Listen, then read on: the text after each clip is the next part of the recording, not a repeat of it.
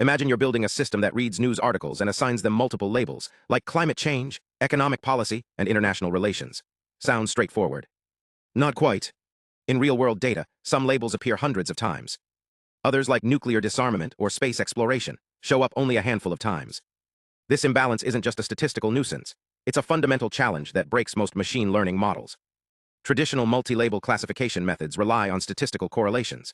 If two labels often appear together, the model assumes they're related.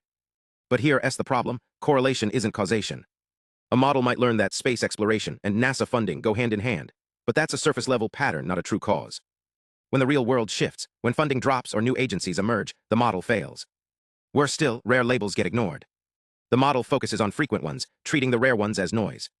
So when it comes time to predict something uncommon, it's blind. This is where causality comes in. Our new framework, called the Causal Cooperative Game, flips the script.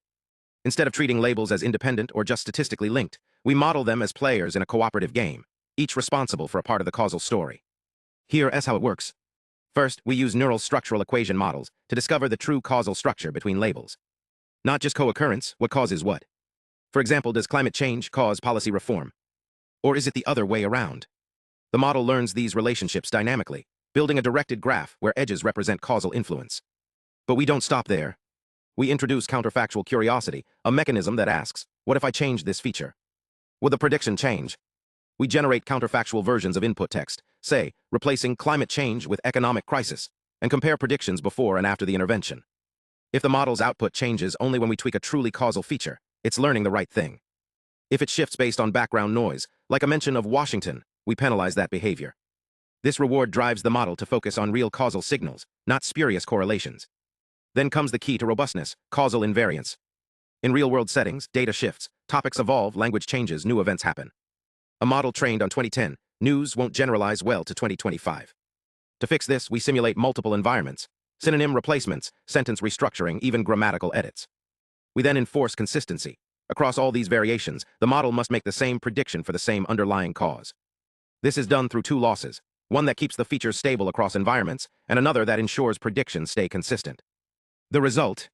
A model that learns what truly matters, not what's trendy. And for rare labels, we add rare label enhancement, a dynamic weighting system that amplifies the learning signal for underrepresented labels. We identify rare labels using frequency thresholds and boost their influence during training via a causal enhancement factor. This ensures that even the least common labels aren't lost in the noise. But how do all these pieces fit together? We break the label set into disjoint subsets, each handled by a separate player in a cooperative game. These players are not independent. They're constrained by a causal mask derived from the learned graph. Only interactions within a causal chain are allowed. So if climate change causes policy reform, but policy reform doesn't affect space exploration, the model can't invent a fake link.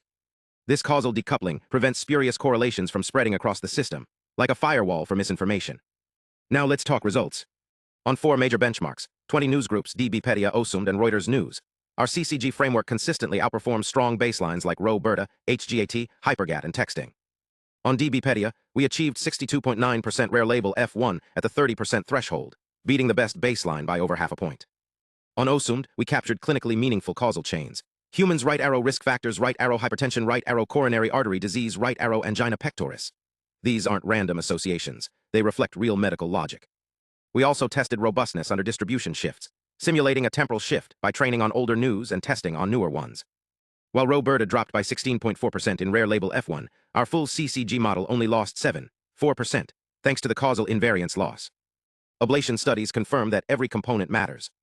Remove the causal graph and performance drops. Disable counterfactual curiosity and rare labels suffer. Strip out rare label enhancement, and the model forgets the rare ones entirely. This isn't just a performance gain. It's a paradigm shift. We're moving beyond statistical patterns toward causal understanding. From black box correlations to interpretable, robust, and generalizable models. And the implications go beyond text classification. This framework could transform how we build systems for healthcare, finance, law, any domain where rare events matter, and where wrong predictions have real consequences. So what's next? We're exploring dynamic player coalition formation, where players can reorganize based on evolving dependencies. Imagine a model that adapts its structure as new causal relationships emerge. But for now, the message is clear. Causality isn't just a theory, it's the key to building smarter, fairer, and more trustworthy AI. This is the future of multi-label classification. Not just predicting labels, but understanding why they matter.